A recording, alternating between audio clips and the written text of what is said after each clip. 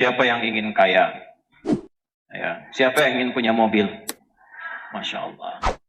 Siapa yang belum nikah pengen nikah? Siapa yang pengen punya keturunan? Siapa yang pengen masuk surga? Nah, intinya banyak permintaan.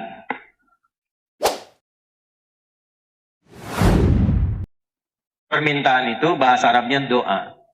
Setiap permintaan ingin rasanya kita dikabul. Ya kan? Minta itu kepada yang punya atau yang tidak punya. Kepada yang mampu atau yang tidak mampu.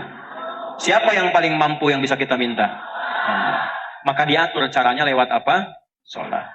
Ternyata berdoa dalam sholat itu berbeda dengan doa saat tidak sedang sholat. Orang kalau sholat dia berdoa dan benar doanya, itu akan dijawab 2 kali lipat lebih cepat dibanding dengan yang doa tapi di luar sholat. Saya bocorin nih, bocor halus aja nih. Orang yang doa dalam sholat, itu doanya akan dikabulkan 2 kali lipat lebih cepat dibandingkan orang yang doa di luar sholat. Kenal Nabi Zakaria, Bu? Ayo bilang kenal, saya pulang. Nggak kenal, saya kaget nih, malaikat yang sedang menyamar, jangan-jangan ya. Nabi Zakaria itu diuji oleh Allah dalam hidupnya, belum punya keturunan. Fisiknya sudah letih, rambutnya sudah memutih. Maaf, istrinya, maaf, divonis oleh medis menopause dan mandul. Secara medis tak mungkin punya keturunan. Secara klinis mustahil. Berdoa sering dilakukan. Di surat Maryam kan viral. Jadi kalau kita baca dari ayat 1 sampai dengan terjawab doa ayat 15, itu ada doanya. Kaf ha ya ain sad. Dzikra rahmati rabbika 'abdahu Zakaria idz nada rabbahu nidaan khafiyya. Minta sama Allah, Rabbi inni wahana al-'azmu minni washta'ala ra'su syaiba. Ya Allah, fisikku sudah letih, rambutku sudah memutih, tapi aku belum punya keturunan. Doa rajin. Tapi ketika doa itu dipanjatkan dalam sholat, dalilnya apa? Kita pakai dalil. Quran surah ketiga, surah Ali Imran. Ayatnya ayat 38 sampai 39. Sholat. Ini sekaligus kita share ilmu ya. Maaf, kita sampai jam berapa ya? Insya Allah. Baik, Alhamdulillah. Ibu sampai jam 3, jam 2, jam 1, subuh boleh. Insya Allah. Saya ikut ya. Ikut jadwal saya. Jadi ibu mau sampai jam 3 silahkan di sini. Nah, saya setengah 12 sudah siap-siap ya. Baik. Jam 12 kurang seperempat lah bonus ya. Lihat sini. Fokus baik-baik. Bu, Pak, seluruhnya. Ada satu hal yang penting ketika kita berdoa dalam sholat. Jarang orang tahu ini kenapa ada mihrab. Dan kenapa tempatnya buat imam, bukan makmum. Yang di mihrab itu siapa? Imam. Makmum di luar mihrab. Karena imam itu memimpin doanya makmum. Sholat itu kan doa. Dipimpin oleh imam. Makanya milih imam nggak boleh sembarangan. Nggak boleh sembarangan. Boleh imam di kantor, tapi belum tentu imam di masjid. Kualifikasinya beda. Hati-hati. Saya pernah ngajar di satu tempat pesantren. Pesantren itu letaknya di satu komplek. Itu pensiunan pejabat, Pak. Pejabat di kantor, bukan di masjid. Tapi semangatnya tinggi. Pengen jadi imam di masjid. Bagus, patut dicontoh. Ini kisah nyata. Cuman sayang, bacaan belum benar sepenuhnya. Saya bilang, Pak, bacaannya dibetulkan dulu baru jadi imam. Jawabannya bagus. Justru dengan menjadi imam, Ustaz, jamaah bisa dibetulkan di belakang. Ini harus dijaga semangatnya. Ini caranya. Awas, hati-hati. Ini fikihnya begini. Saya bilang, Pak, tetap jadi imam. Saya salut dengan Bapak. Terima kasih, Ustaz. Bagaimana kalau supaya lebih bagus, saya kirimkan santri, melatih bacaan Bapak sebelum jadi imam, dibacakan dulu, dibimbing dulu, supaya ketika jadi imam makin bagus. Tapi saat latihan tetap Bapak jadi imam. Imam sholat zuhur dan asar. Maghrib, isya, subuh, santri aja dulu Pak. Ya. Kan gak turun status kan? Ya, yang penting jabatan tetap kan? Jadi zuhur sama asar, sepakat Pak, dia kan bagus. That's big deal ya. Tetap jadi imam, cuma zuhur dan asar. Apa yang terjadi? Imam betul. Diperbaiki bacaan. Setelah makin bagus, Pak, sudah bagus nih. Udah Ustaz, santri aja. Karena tahu yang bagus santri gitu ya. Tapi setelah itu terbiasa, sekarang banyak jadi imam. Jadi imam. Dan tempatnya, kenapa di mihrab? Mihrab itu tempat yang disebutkan dalam Al-Quran punya 2 keutamaan. 1, cepat mendatangkan rizki. 2, mempercepat terkabulnya doa. Di surah yang sama, surah 3, di ayat 37, paling kiri sebelah bawah di pojok di mushaf, itu diterangkan tentang keutamaan mihrab, tentang rizki. Ternyata satu, mihrab itu bukan hanya khusus di masjid. Ibu di rumah bisa bikin mihrab, Bu. Bapak di rumah bisa bikin mihrab. Dan ternyata mihrab itu tidak harus bentuknya ruangan. Saya waktu pulang di Tripoli, saya ngontrak, Pak, di Ciputat. Petakan, alhamdulillah. Kita adakan mihrab sehamparan sajadah saja. Yang penting fungsinya mihrab. Apa itu mihrab? Tempat yang dikhususkan untuk ibadah saja. Tidak yang lain. Salat di situ, baca Quran di situ, doa di situ, makan keluar dari situ. Bikin status jangan di situ. Ya. Ceplik, maaf ya sedang di mihrab, jangan diganggu dulu. Nah, keluar. Jika itu bisa dilakukan, apa nasabnya di luar masjid? Maryam. Maryam dibikinkan mihrab oleh orang tuanya. Jadi begitu lahir Imran meninggal, Hannah masih ada, dibimbing oleh pamannya Zakaria, dibikinkan mihrab. Begitu berdoa, ibadah, salat di dalamnya, apa yang terjadi? Perhatikan ayatnya. فَتَقَبَّلَهَا رَبُّهَا بِقَبُولٍ حَسَنٍ وَأَنبَتَهَا نَبَاتًا حَسَنًا وَكَفَّلَهَا زَكَرِيَّا كُلَّمَا دَخَلَ عَلَيْهَا زَكَرِيَّا الْمِحْرَابَ وَجَدَ عِندَهَا رِزْقًا قَالَ يَا مَرْيَمُ أَنَّى لَكِ هَذَا قَالَتْ هُوَ مِنْ عِنْدِ اللَّهِ إِنَّ اللَّهَ يَرْزُقُ مَنْ يَشَاءُ بِغَيْرِ حِسَابٍ. Setiap kali pamannya nengok Maryam di mihrab, sudah ada rizkinya. Paman bawa pakaian, bawa buah-buahan, bawa makanan. Masuk ke situ sudah ada makanan, sudah ada buah. Kalau musim anggur ada anggur wajar. Bukan musim anggur ada anggur. Ditanya oleh pamannya, Maryam dari mana semua ini? Kata Maryam, semua dianugerahkan oleh Allah. Kalau kita mendekati Allah dengan baik, Allah berikan tanpa batas. Di mana dilakukan itu? Mihrab. Jadi kalau bapak, ibu berdoa ingin diberikan rizki yang cepat, rizki itu keturunan, rizki ketenangan, rizki materi, bikin mihrab, lakukan. Nah di mihrab itulah Nabi Zakaria sholat. Lihat, berdoa. Dalilnya kembali ke ayat 38-39. Hunalika da'a Zakaria rabbah. Qala rabbi habli min ladunka dzurriyyatan thayyibah. Innaka sami'ud du'a. Di mihrab itulah Nabi Zakaria berdoa, minta sama Allah. Perhatikan doanya. Ya Allah, semua orang mengatakan bahwa aku tidak mungkin punya keturunan. Karena itu aku meminta kepadamu yang tidak pernah punya batas dalam pemberian. Rahasia ketiga, Bu. Ketiga nih, saya udah kasih rahasia di sini aja nih. Tanya tadi sama jamaah Cijantung, gak dibuka kecuali di sini. Jangan dibagi-bagi ya. Apa yang ketiga? Kalau mau doa, buka awali dengan nama Allah sesuai kebutuhan kita. Tuh. Disingkat Asmaul Husna. Dalilnya apa? Quran surah 17. Ayat berapa? 110. Qulidu'ullaha. Hei adik, hei fulan, hei fulana, kalau sedang punya harapan, punya keinginan, punya doa, kata Allah sebut namaku, minta. Awid Rahman, atau sebut nama kasihku Rahman. Ayyamma tad'u falahul asma'ul husna. Tapi kalau engkau punya keinginan spesifik, cari namaku yang sesuai kebutuhanmu. Rahasia Asmaul Husna itu, semua namanya Allah siapkan sesuai kebutuhan dan masalah kita. Pengen ilmu yang belajar ya alim, pengen rizki ya razak, punya masalah, pengen kekuatan ya sabar, pengen dilapangkan ya fattah. Suami keras, pengen dilembutkan minta ya latif. Pilih Bu sesuai dengan harapan kita, doa kita, tidak harus semuanya. Nanti yang ibu nggak butuh dikasih. Suami sudah lembut dibaca ya latif gemulai akhirnya. Pilih salah satu. Nabi Zakaria divonis tidak mungkin dia punya keturunan. Maka beliau minta sebut nama Allah yang punya sifat pemberian tanpa batas. Namanya Wahhab. Permintaannya hab. Qala rabbi habli min ladunka dzurriyyatan thayyibah. Ya Allah, orang mengatakan gak mungkin. Karena itu aku minta kepadamu yang tidak punya batas dalam pemberian. Kalau kepada yang maha mendengar tidak terkabulkan juga kepada siapa lagi lantas aku mesti meminta. Doa itu ternyata dipanjatkan saat sedang sholat. Tahu dari mana sedang sholat? Ayat 39-nya. Fanadatul malaikatu wa huwa qa'imun yusalli fil mihrab. Annallaha yubashshiruka bi Yahya. Tiba-tiba yang tadinya sering doa, sekarang dipanjatkan dalam sholat. Langsung turun malaikat menyampaikan, Allah mengabulkan doamu dan turunnya cepat tanpa jeda pakai fa.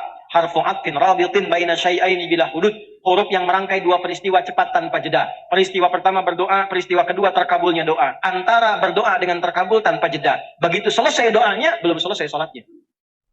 Bahasa Qurannya masih berdiri, Bu. Sholatnya belum selesai. Begitu selesai doa, jawaban langsung datang. Allah kabulkan. Tuh, kalau sholatnya benar, itu nggak tunggu salam. Masih berdiri, dijawab. Nabi Zakaria sholat dulu, berdiri, minta dikabul.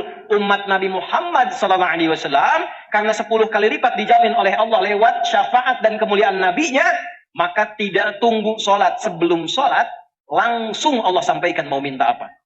Nabi Zakaria sholat dulu, minta dikasih. Umat Nabi Muhammad sebelum sholat sudah ditunggu mau minta apa. Turunlah perintah. Wasta'inu bisabri Nih, saya tulis nih supaya betul-betul paham, kita mengerti. Wasta'inu. Ini saya berjuang sepenuh hati menerangkan ini, ya. Datang sendiri, berangkat sendiri, nulis sendiri, ngapus sendiri. Kalau belum taat juga dengan cara apa lagi saya mesti berangkat. Lihat. Wasta'inu, dan jika kalian sedang punya masalah, begitu cara menerjemahkannya. Bisabri, terima dulu itu dengan sabar. Sebagai ujian dari siapa? Cara sabar gimana? Yakinkan pada diri kita, Allah tidak akan menguji kecuali kalau kita la yukallifullahu nafsan illa. Yang kedua, yakinkan setiap masalah pasti ada solusinya. Inna ma'al usri. Nah, jadi kalau sedang ada masalah begini caranya. Ini bahasa Quran, katakan pada hati kita, selesai ini. Pasti selesai. Itu kalau begitu hati lapang. Kalau hatinya lapang, tenang. Tenang dari kelapangan itu disebut insyirah. Makanya kalimatnya ada di surat Al-Insyirah. Alam nashrah laka wa wada'na wa rafa'na laka fa inna ma'al usri Nah, inna ma'al usri itu bahasa kitanya pasti selesai. Hati lapang. Gak mungkin saya diuji kalau saya nggak sanggup. La yukallifullahu nafsan illa. Hei Asep, ada Asep di sini? Ganti. Agus? Ada. Ini pasti nggak ada nih. Suneo, udah pasti nggak ada tuh. Pasti nggak ada. Nggak ada kan? Ada juga. Hei Suneo. Engkau tidak akan diberikan ujian kecuali engkau sanggup mengatasinya. Dan memang ujian itu adalah jalan untuk mendapatkan jawaban doamu. Jadi kalau sedang punya masalah, yakinkan saya yang dikasih itu karena saya sanggup. Kalau tidak sanggup akan dikasih ke ibumu. Kalau saya tidak sanggup, saya tidak akan diberi ujian. Karena sanggup, karena mau dinaikkan, dikasih. Dan kita dipercaya oleh Allah. Allah percaya dengan kita. Kenapa kita tidak percaya dengan Allah? Kenapa ibu sedih begitu? Ya. Wasta'inu. Nah, caranya bagaimana supaya meminta solusi? Terima, sabar. Wassalah, datanglah lewat sholat. Perintahnya wasta'inu. Lalu kita ingin rubah ke dalam bentuk doa, minta. Ini perintah, dirubah ke doa. Cara merubahnya bagaimana? Kembalikan di ilmu sorof ke tasrif. Tasrifnya bagaimana? Ista'ana, yasta'inu, isti'ana. Bahwa musta'in, ista'an, musta'an. Ya, ustu'ina, yusta'anu. Jelas? Oh, jemaah YouTube kan tasrifnya begitu. Taba yatubu YouTuban. Fasbaka yufasbiku Facebookan, ya. Ista'ana yasta'inu. Ini masih dia. Kalau dibawa ke kita untuk tawadu merendah, robah dalam ilmu balaghah, robah dari ya jadi nun, yasta'inu menjadi apa? Nasta'in. Ke atas nasta'in begini. Nasta'inu. Ini asalnya. Perintah Allah, wasta'inu, kita minta, nasta'in. Mintanya ke siapa? Boleh selain Allah tidak? Hanya pada siapa? Dalam bahasa Arab, hanya kepadamu, bukan kepada selainmu. Iyaka namanya. Maka sebelum nasta'in, masukkan kata iyaka. Artinya mengkhususkan, litaksis. Hanya kepadamu ya Allah, kan engkau yang perintahkan. Aku yang lakukan. Itu ke Allah. Kalau manusia kan beda. Kau yang memulai, kau yang... Nah itu gitu ya. Ini karena ke Allah, ya Allah engkau perintahkan aku lakukan. Engkau bilang wasta'inu, aku lakukan. Iya kanas. Nih saya baca nih. Ibu, bapak waktu sholat ada kalimat ini enggak? Iya kanas ta'in.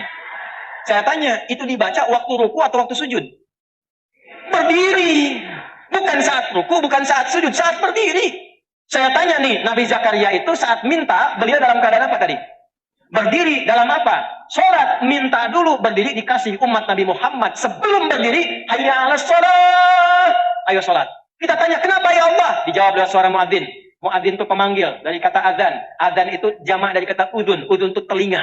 Diperdengarkan pada orang-orang yang masih punya telinga dan pendengaran. Hayya alal falah, supaya engkau bahagia, tenang, terjawab harapanmu, kumpul semua kebahagiaan, namanya falah. Dibawa oleh kita, saat berdiri kita bacakan, ya Allah, aku menghadap sebagai hamba. Hamba, bahasa Arabnya abdun. Maka Nabi dipanggil Isra Mi'raj dengan menggunakan kalimat abdun. Tadi qori kita baca surah 17 ayat 1. Subhanalladzi asra bi. Kalau doa ingin dijawab, maka menghamba. Nabi punya gelar Rasul, Nabi punya gelar Nabi, tapi ketika menghadap Allah nggak pernah dibawa-bawa tuh. Ya Allah, saya Rasul nih, cepat kabulkan. Nggak ada. Ya Allah, saya Nabi, masa Nabi nggak dijawab? Nggak ada. Ketika dipanggil Isra Mi'raj, merendah, tawadhu. Abdunnya yang dipanggil. Kalau doa ingin dijawab, merendahlah kita. Tunduk.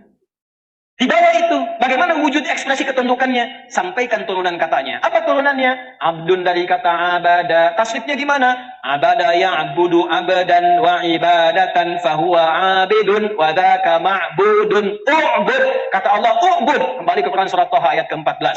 Siap ya Allah, kami beribadah, kami sholat. Diganti kata abada menjadi kami sholat, ibadah hanya kepadamu. Abada jadi ya'budu. Karena rendah hati, na'budu. Kepada siapa ibadahnya? Boleh kepada yang lain. Tidak, karena kita khususkan, ilmu balaghah datang. Litakhsis, datangkan kata iyaka di depannya. Iyaka na'budu. Begitu kita sholat iyaka na'budu, langsung Allah jawab. Mau minta apa? Maka kita katakan wa iyaka nas. Sekarang lihat hadis qudsinya. Kita nyambung ke hadis. Quran kan sudah, hadis belum. Saya bacakan hadis qudsinya. Qala an Abi Hurairah radhiyallahu ta'ala anhu. Anin Nabi sallallahu alaihi wasallam qala. Qala Allah azza wa jalla. Hadis riwayat sahabat Abu Hurairah. Abu Hurairah menerima dari Nabi sallallahu alaihi wasallam. Nabi mengatakan, inilah hadis qudsi. Allah berfirman, qasamtu salata baini wa baina 'abdi 'ala nisfaini. Aku bagi dua bagian dalam salat untukku dan untuk hambaku. Wali 'abdi ma sa'ala. Kalau hambaku menunaikan kewajibannya dalam salat benar, aku berikan apapun yang dia minta. Tar dulu, jangan amin aja dulu. Tar dulu. Aku berikan apapun yang dia minta kalau benar. Kalau benar. Teruskan hadisnya. Idza qala al-'abdu alhamdulillahi rabbil alamin. Kalau hambaku mulai salat dia bertakbir baca iftitah sampai Fatihah sampai kalimat alhamdulillahi rabbil alamin. Qala Allah azza wa jalla, maka Allah menjawab kalimatnya, hamadani 'abdi, hambaku sedang memujiku. Bu, ternyata saat salat kita dijawab oleh Allah. Makanya punya sifat ihsan. Hadis Muslim hadis yang ke-8, anta'budallaha ka'annaka tarahu fa illam takun tarahu fa innahu. Kalau tak mampu melihat Allah yang mengawasi menjawab kita, rasakan diawasi. Wa idza qala al-'abdu ar-rahmanir rahim, kalau dibaca lagi ar-rahmanir rahim, perhatikan jawabannya. Asna alayya 'abdi, hambaku sedang menyanjungku. Wa idza qala al-'abdu maliki yaumiddin, kalau hamba membaca maliki yaumiddin, qala Allah azza wa jalla, Allah menjawab majjadani 'abdi, hambaku sedang mengagungkanku. Sekarang lihat, di sini intinya. Wa idza qala al-'abdu iyyaka na'budu wa iyyaka nasta'in. Kalau hambaku sampai pada kalimat ini, dia baca iyyaka na'budu wa iyyaka nasta'in, qala Allah azza wa jalla, hadza baini wa baina 'abdi wa li 'abdi ma sa'al. Inilah perjanjianku mulai berlaku sekarang. Kalau hambaku benar dari mulai wudunya, niatnya, takbirnya sampai Al-Fatihah sampai kalimat ini, apapun yang dia minta sekarang aku akan kabulkan. Makanya salatnya dibagi 5, Pak, supaya masalah subuh sampai zuhur selesai di zuhur, tidak dibawa ke isya. Ada yang tidak punya masalah sekarang? Tidak, wajah kita wajah masalah semua. Saking sayangnya Allah, jangan dibawa tuh sampai ke isya. Subuh ke zuhur masalah selesai, zuhur ke asar masalah selesai, asar ke maghrib selesai, maghrib ke isya selesai. Isya tinggal tidur, jadi mimpinya udah enak.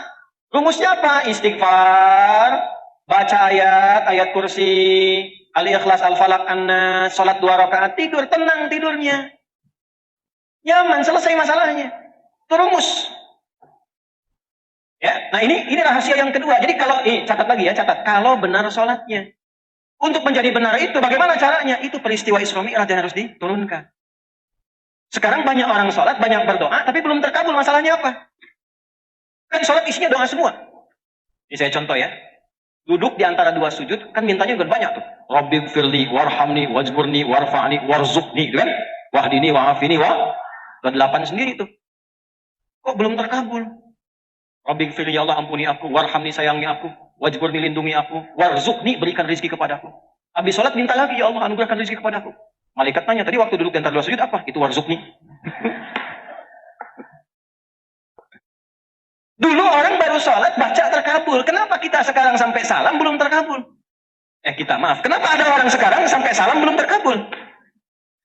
Nah ini ada masalah nih, karena Isra Mi'rajnya banyaknya peringatan formalitas.